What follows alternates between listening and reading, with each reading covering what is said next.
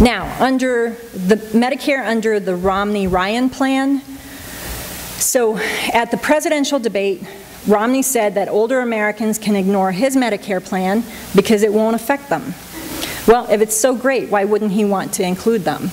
The plan, I know that sounds kind of partisan, but I'm just being serious. The Medicare plan would fundamentally change and dismantle the Medicare program by turning it into a voucher care system, which would provide seniors and people with disabilities with a limited subsidy to purchase health insurance coverage from either Medicare or private health insurance.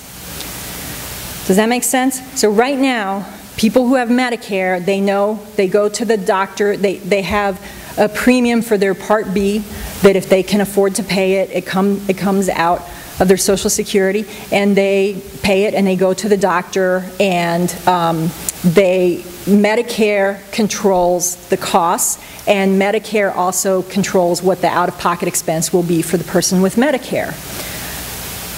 The Romney-Ryan ticket wants to change Medicare so that it's a voucher system. It's like a coupon that you're going to get towards the cost of health insurance as a senior or a person with a disability.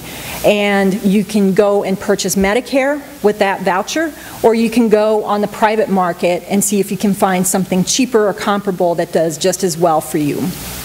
And that essentially would completely undo Medicare, and it would get rid of all the cost containment mechanisms that there are in Medicare, and it would leave seniors vulnerable to increased poverty because of health care costs. One of the things that's really important to understand about health care is that people don't have a lot of control over their medical costs. You have some control over insurance and what you pay, but your medical costs, you don't have control of it. You never know what it's going to be. And when you need health care, if you need a heart surgery, if you need an appendectomy, whatever it is, you don't know what it's going to cost. And try to ask a hospital, and they'll have a hard time telling you. Nobody knows. It's a mystery. There's actually a method to it, but it's generally mysterious. So there would be a fundamental shift where Medicare as we know it would become undone under the Romney-Ryan plan. Medicaid, under health reform, is going to have a huge expansion, as I mentioned, if the states elect to take it. And I hope Medicaid will, or Illinois will take the Medicaid expansion. We'll certainly be advocating for that, and I think the governor and other legislators have indicated that they would do that. States have to take the Medicaid expansion, but if they do, they would extend the coverage to individuals, get rid of that categorical requirement, and they would get reimbursed 100 to 90%. And under the Romney-Ryan plan, the Medicaid program would be turned into a block grant program rather than a matching program. Do people know what this means, what a block grant program is? A block grant program is where well, right now the way that Medicaid works is it's a matching fund program. So if Illinois spends, I'm just going to use simple numbers just for the sake of the example. If Illinois spends $10 million on Medicaid, and we spend way, way more than that. But if we spend $10 million on Medicaid because, you know, we have the people who qualify, this is the amount of services that they've needed, it's cost us $10 million, the federal government gives us $10 million. It's a matching program. So it's state funds, but with matching federal funds. A block grant program is when the federal government says, we're going to give you a finite amount of money. It's like a grant. We're going to give you a finite amount of money, and if a natural disaster strikes and all of a sudden you have more people who need Medicaid, or if there's a downturn in the economy and more people lose their income and become disabled, or don't have other means for health insurance and they qualify for Medicaid, whatever happens, we're not increasing that amount of money. You live with it. And that would essentially end Medicaid as we know it. One of the other really important, because states would not be able to keep up, and the requirements for who would be eligible would become much more stringent.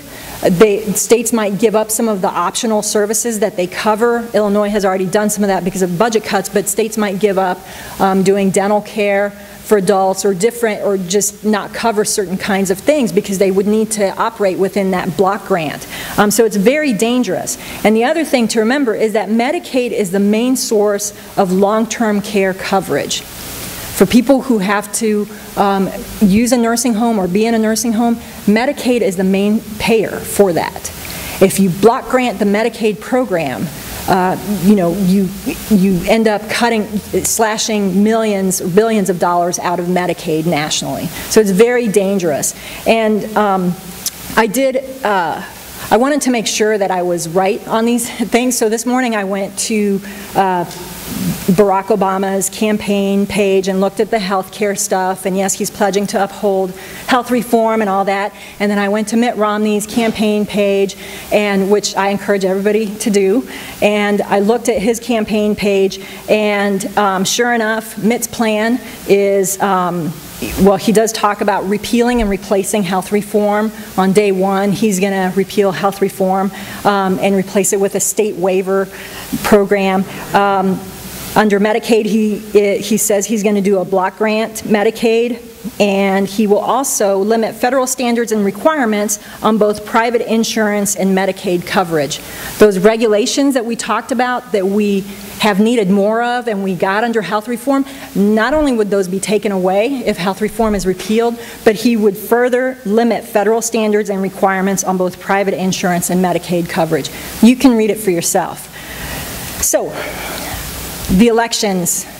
These elections are, a lot of people have uncomfortable feelings about certain candidates and are, feel disappointed in for some things and are sort of wringing their hands. I've talked to a lot of people who are worried about voting and voting their conscience and all that. I try to tell people that these elections are really about outcomes and not so much about candidates.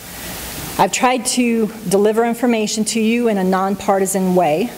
It's a little bit tough when so much of the healthcare consumers' work over the past 35 years has focused on trying to get some of these regulations and laws passed either at the state level or the national level that are now actually in effect as a result of health reform.